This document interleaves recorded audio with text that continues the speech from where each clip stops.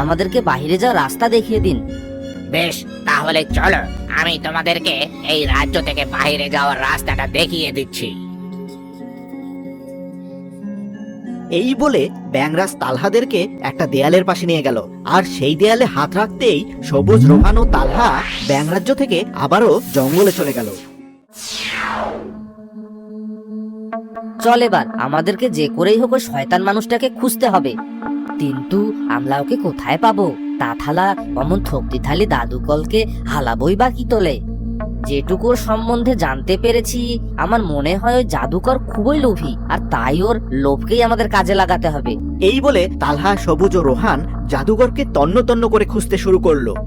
একটা সময়ে গিয়ে তারা এক বিশাল গুহা দেখতে পেল। বইতে পড়েছিলাম আদিম যুগের মানুতেলা গুহাতে বাদ করতো, আর তাতালহা ওই দাদুঘরটা এর ভেতরে নেই তো? তাই তো, এটা তো হতে পারে। তবে সাবধান, ও যেন ট্রেন না পায় আমরা এখানে এসেছি।